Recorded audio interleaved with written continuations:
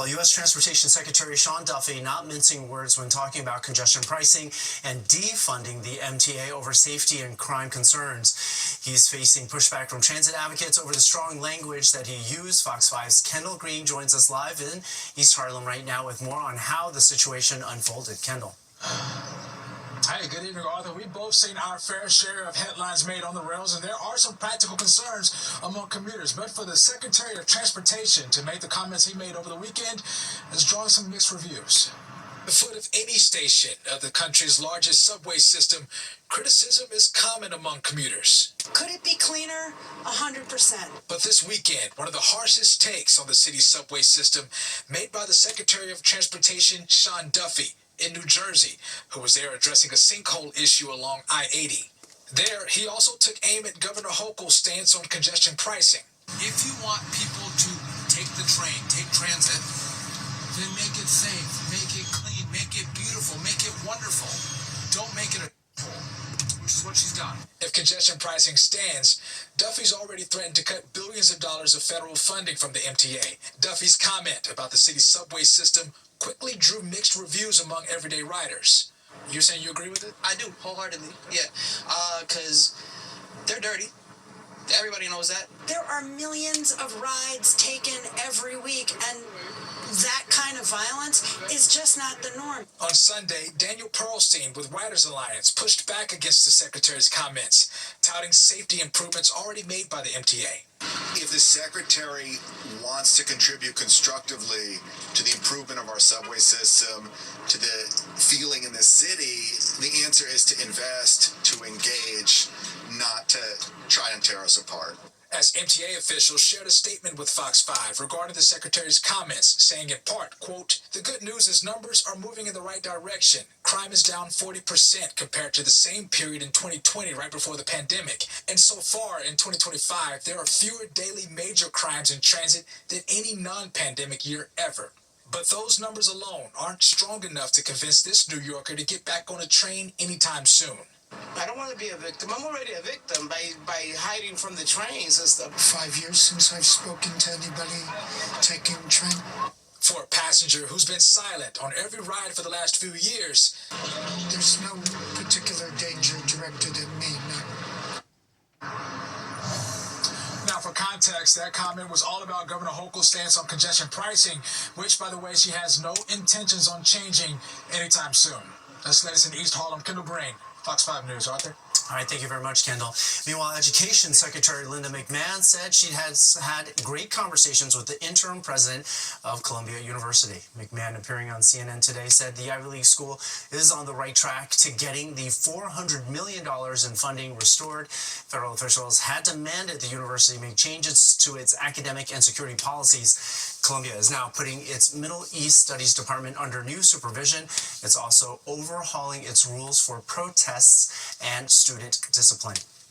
Postal workers rallied to fight against planned cuts to service, while those who keep the USPS running say losing employees and funding would be bad for Americans.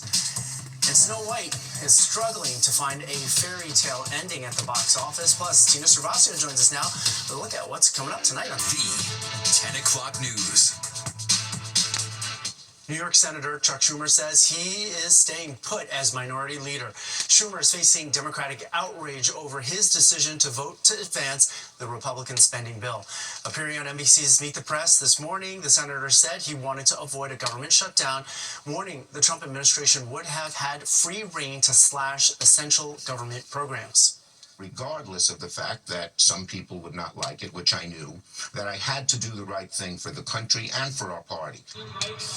8 Democrats and an independent who caucuses with them voted with the senator, breaking the party's filibuster and allowing the spending bill to pass. Postal workers gathering on the east side today with fears they could soon be out of a job. This as President Trump calls for an overhaul of the U.S. Postal Service. Fox 5's Meredith Gorman has more on their demands. Hell no! Hell no! We won't go! We won't go!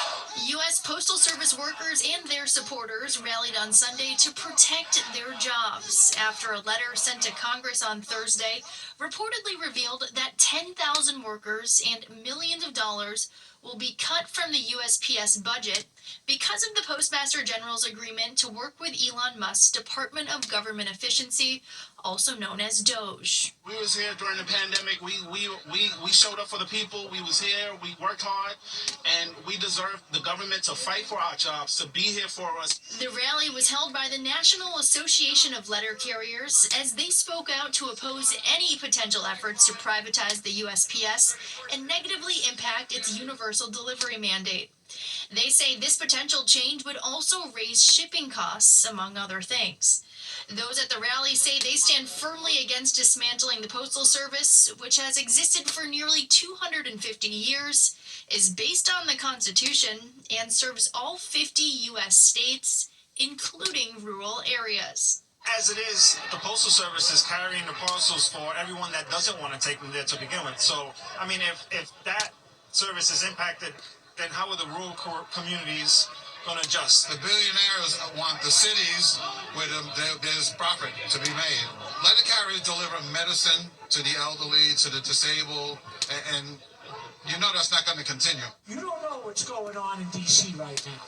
Rally goers said the consequences of such a move would be far-reaching and threaten 640,000 postal jobs, which includes more than 73,000 veterans. Now, the USPS did report a $9.5 billion net loss for 2024. There's no need to privatize us. We're not here to make a profit. We are here to service the public. We are here for the people. We are the people's post office. Meredith Gorman, Fox 5 News. Rain's on the way, and Audrey Puente is going to be back after the short break to tell us how long it's going to last for.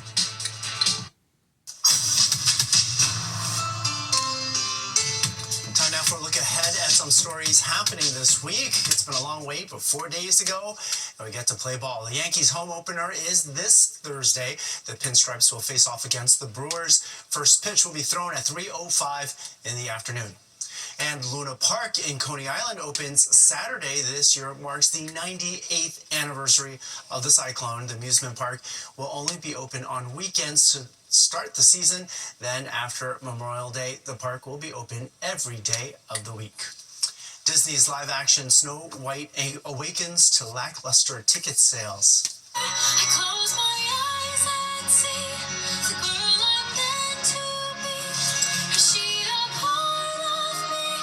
I've yet to... The movie bringing in only $43 million in its first weekend. The remake has faced multiple controversies, including the handling of the seven dwarves, who are all rendered in CGI, and backlash over comments made by the movie's star, Rachel Zegler. We're going to be right back, but first, let's have a look at what you need to know about tomorrow's commute.